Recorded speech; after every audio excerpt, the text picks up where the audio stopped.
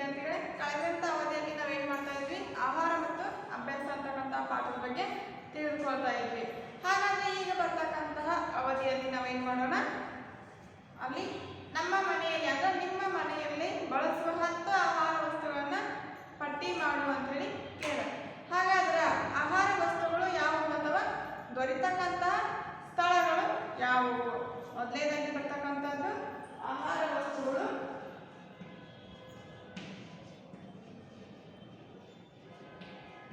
ಆಹಾರ ವಸ್ತುಗಳು ಅಂತ ದೊರೆಯುವ ಸ್ಥಳ.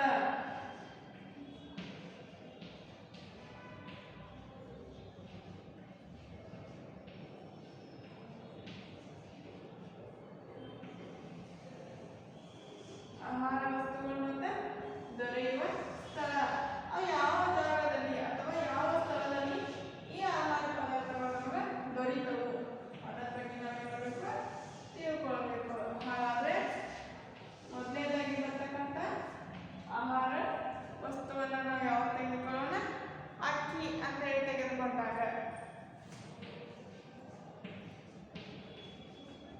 ಅಕ್ಕಿನ ನಾವು ಎಲ್ಲಿಂದ ಪಡೆದುಕೊಳ್ತೀವಿ? ಅಂಗಡಿಯಿಂದ ಏನ್ ಮಾಡ್ತೀನೋ ಅಕ್ಕಿಯನ್ನ ಪಡೆದುಕೊಳ್ತೇವೆ. ಅಂದ್ರೆ ದೊರೆಯುವ ಸ್ಥಳ ಅಂತ ಕೇಳ. ನಮ್ಮ ಅಕ್ಕಿ ತರಕಾರಿ ಎಲ್ಲಿ ಹೋಗ್ತೀವಿ? ಅಂಗಡಿ ತಾನೇ ಹೋಗ್ತೇವೆ. ಹಾಗಾದ್ರೆ ಅದು ದೊರೆತಕ್ಕಂಥ ಸ್ಥಳ ಯಾವುದು? ಅಂಗಡಿ.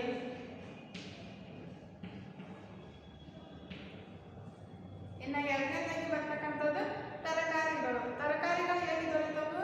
ನಮಗ ಬೆಳಿತದಲ್ಲಿ ಜಮೀನಿನಲ್ಲಿ ಮತ್ತು ಹೊಲ ಗದ್ದೆಗಳಲ್ಲಿ ತರಕಾರಿಗಳನ್ನ ನಾವು ಬೆಳಿತೀವಿ. ಹಾಗಾದ್ರೆ ದೊರೆಯತಕ್ಕಂಥ ಸ್ಥಳ ಯಾವುದನ್ನ ನಾವು ತೆಗೆದುಕೊಳ್ತೀವಿ? ಮಾರುಕಟ್ಟೆ ಅಂತೇಳಿ ತೆಗೆದುಕೊಳ್ತೀವಿ. ತರಕಾರಿಗಳನ್ನು ಯಾರಿಗೆ ದೊರೆತೈತಿ? ಮಾರುಕಟ್ಟೆಯಿಂದ ನಾವೇನ್ ಮಾಡ್ತೀವಿ? ತರಕಾರಿಗಳನ್ನ ತೆಗೆದುಕೊಂಡು ಬರ್ತೀವಿ. ಹಾಗಾದ್ರೆ ದೊರೆಯುವ ಸ್ಥಳ ಯಾರಿಗೆ ಬರ್ತೀವಿ ನಾವು? ಮಾರುಕಟ್ಟೆ.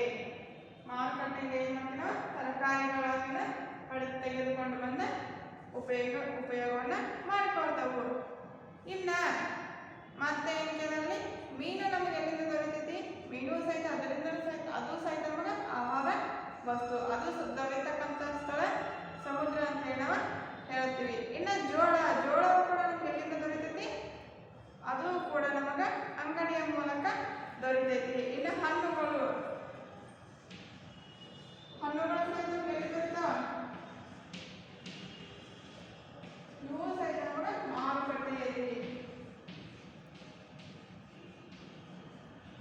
ಮಾರುಕಟ್ಟೆಯಲ್ಲಿ ದೊರೆತಕ್ಕಂಥ ಹಣ್ಣುಗಳು.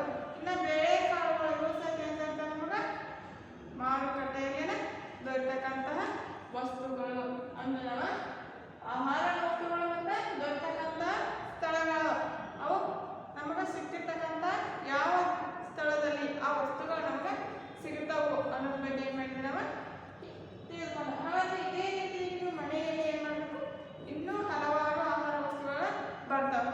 ಅಕ್ಕಿ, ತರಕಾರಿ, ಹಾಲು ಆಗಿರ್ಬೋದು, ಮಾಂಸ, ಮೀನು, ಜೋಳ, ಮೊಟ್ಟೆ, ಹಣ್ಣುಗಳು, ಆಮೇಲೆ ಅಲ್ಲಿ ಹಂಪಲಗಳಾಗಿರ್ಬೋದು, ಬೇಳೆ ಕಾಳುಗಳಾಗಿರ್ಬೋದು, ಅಲ್ಲಿ ಯಾವ ವಸ್ತುಗಳು ನಮ್ಗೆ ಆಹಾರ ಪದಾರ್ಥಗಳು ಬರದ ತದನಂತರ ದೊರೆತಕ್ಕಂತಹ ಸ್ಥಳಗಳ ಬಗ್ಗೆ ಏನ್ ಮಾಡಬೇಕು, ನೀವಲ್ಲಿ ಬರಿಬೇಕು. ಇನ್ನ ಎರಡನೇದಾಗಿ ಬರ್ತಕ್ಕಂಥದ್ದು ಮತ್ತೆ ಏನ್ ಕೊಟ್ಟಲ್ಲಿ, ನಿನ್ನ ಮನೆಯಲ್ಲಿ ಪ್ರತಿದಿನವೂ ತಯಾರಿಸುವ ಅಡುಗೆಯನ್ನ ಬರಿ ಅಂತ ಕೊಟ್ಟಾರೆ. ಅದೇ ರೀತಿಯಾಗಿ ಹಬ್ಬದಲ್ಲಿ ಮಾಡ್ತಕ್ಕಂಥ ವಿಶೇಷವಾಗಿರ್ತಕ್ಕಂಥ ಅಡುಗೆಗಳು ಯಾವುವು? ಇಲ್ಲಿ ಪ್ರತಿನಿತ್ಯ ಮಾಡ್ತಕ್ಕಂಥ ಅಡುಗೆಗೂ ಮತ್ತು ಹಬ್ಬ ಹರಿದಿನಗಳಲ್ಲಿ ಮಾಡ್ತಕ್ಕಂಥ ಅಡುಗೆಗೂ ಏನಿಲ್ಲ ವ್ಯತ್ಯಾಸವನ್ನ ನೋಡ್ತೀವಿ. ಅದು ದಿನನಿತ್ಯ ನಮ್ಗೆ ಸಾಮಾನ್ಯವಾಗಿ ದಿನನಿತ್ಯ ನಾವು ಏನೇನು ಬಳಕೆ ಮಾಡ್ಕೊಳ್ತೀವಿ?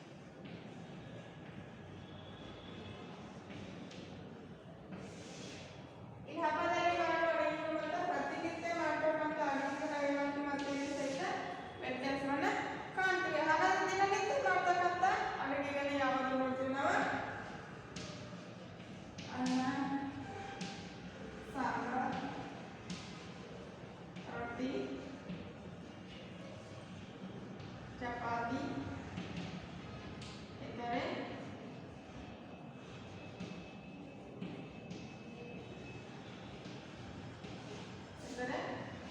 ಇದನ್ನು ದಿನನಿತ್ಯ ಮಾಡ್ತಕ್ಕಂಥ ಅಡುಗೆಗಳು ಅದರ ಪ್ರತಿನಿತ್ಯ ಬಳಕೆಗೆ ತೆಗೆದುಕೊಳ್ತಕ್ಕಂಥ ಏನೇನು ಮಾಡ್ತೀವಿ ನಮ್ಮ ಆಹಾರ ಸೇವನೆಗೆ ಪಡ್ತಕ್ಕಂಥ ಅಥವಾ ನಮ್ಮ ಆಹಾರ ಸೇವನೆಗೆ ನಾವು ದಿನನಿತ್ಯ ಬಳಸ್ತಕ್ಕಂಥ ಇವ ಅಷ್ಟೇನ ಅಡುಗೆಗಳು. ಚಪಾತಿ ಮಾಡ್ತಾ ಇರೋದ್ರೆ ರೊಟ್ಟಿ ಮಾಡ್ತೀವಿ. ಇವೆಲ್ಲ ಸಾಮಾನ್ಯವಾಗಿ ಎಲ್ಲರೂ ಮಾಡ್ತಕ್ಕಂತಹ ಆಹಾರ ಅಡುಗೆಗಳು ಅಥವಾ ಆಹಾರ ಪದಾರ್ಥಗಳು ಅಂತ ಹೇಳ್ತೇವೆ. ಇನ್ನು ಹಬ್ಬದಲ್ಲಿ ಮಾಡ್ತಕ್ಕಂಥ ಅಡುಗೆಗಳು ಅಲ್ಲಿ ನಾವು ವಿವಿಧ ರೀತಿಯಾಗಿರ್ತಕ್ಕಂಥ ಅಡುಗೆ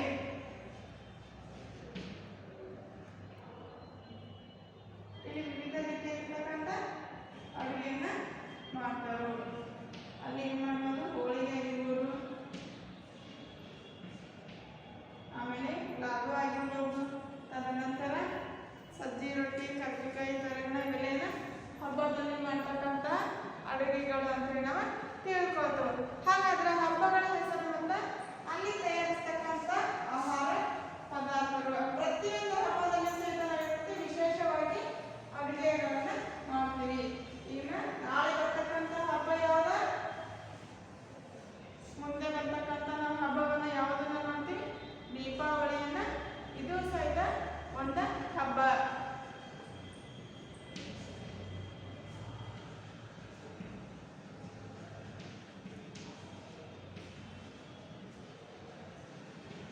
ಇಲ್ಲಿ ಮೊದಲನೇది ಹಬ್ಬಗಳ ಹೆಸರನ್ನ ಬರೆದ ತದನಂತರ ತಯಾರಿಸುವ ವಿಶೇಷ ಆಹಾರ.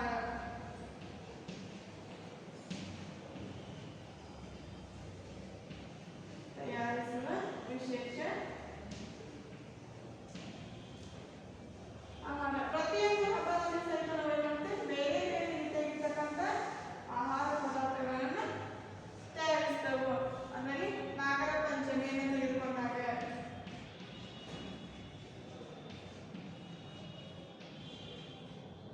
ಇಲ್ಲಿ ನಾಗರ ಪಂಚಮಿಯನ್ನು ಇದು ಸಹಿತ ಒಂದು ಹಬ್ಬ. ಅಲ್ಲಿ ಸಹಿತ ವಿವಿಧ ರೀತಿಯಾಗಿರ್ತಕ್ಕಂಥ ಲಾಡುಗಳನ್ನ ಮಾಡ್ತಾರೆ, ವಿವಿಧ ರೀತಿಯಾಗಿರ್ತಕ್ಕಂಥ ಉಂಡೆಗಳನ್ನ ಮಾಡ್ತಾರೆ. ಅಲ್ಲಿ ಕೂಡ ಚಕ್ಕುಲಿ ಮತ್ತು ತೋಡ ಸಹಿತ ಮಾಡ್ತಿರ್ತಾರೆ. ಹಾಗಾಗಿ ಏನ್ ಮಾಡ್ತೀವಿ ನಾವು,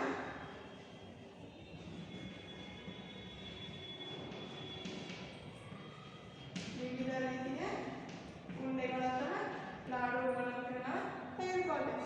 ಇನ್ನ ಗಣೇಶ ಚತುರ್ಥಿ ಇದು ಕೂಡ ಒಂದು ಹಬ್ಬ. ಅಲ್ಲಿ ಸಹಿತ ಏನ್ ಮಾಡ್ತೀವಿ ನಾವು, ಮೋದಕ ಮತ್ತು ಕಡಬು ಆಮೇಲೆ ಹುಗ್ಗಿ ಇವುಗಳನ್ನ ಗಣೇಶ ಚತುರ್ಥಿಯಲ್ಲಿ ಮಾಡ್ತಕ್ಕಂಥ ವಿಶೇಷವಾಗಿರ್ತಕ್ಕಂಥ ಅಡುಗೆಗಳಾಗಿರ್ತವೆ. ಇನ್ನು ದಸರಾ ಹಬ್ಬದಲ್ಲಿ ಅಲ್ಲಿ ನಾವೇನ್ ಮಾಡ್ತೀವಿ, ಕರ್ಜಿಕಾಯಿ, ಚೋಡ, ತರುಣ ಇಂಥ ಆಹಾರ ಪದಾರ್ಥಗಳಲ್ಲಿ ಆ ಹಬ್ಬಗಳಲ್ಲಿ ಮಾಡ್ತಕ್ಕಂಥ ಆಹಾರ ಪದಾರ್ಥಗಳು.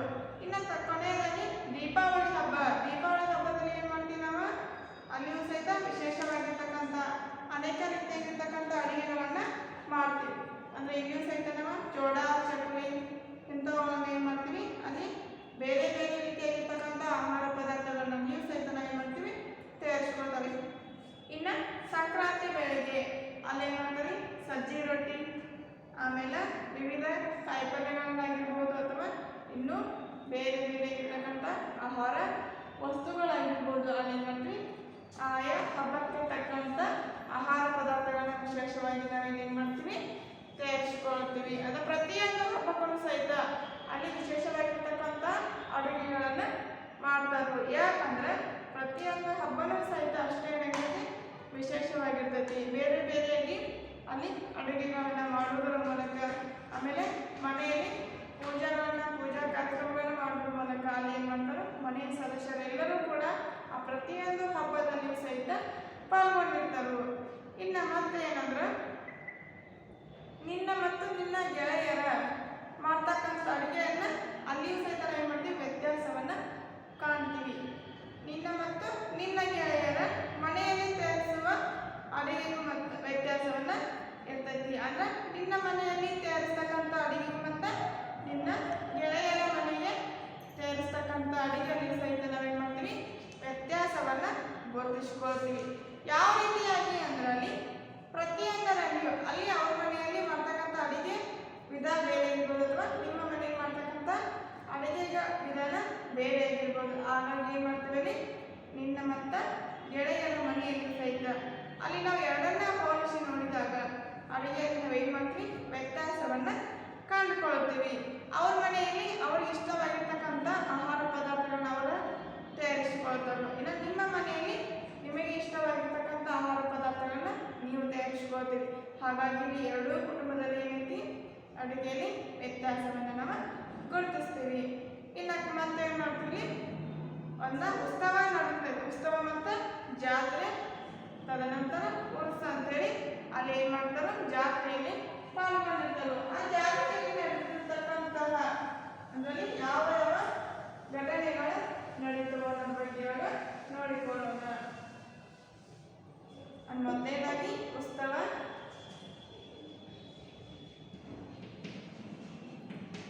ಜಾತ್ರೆ,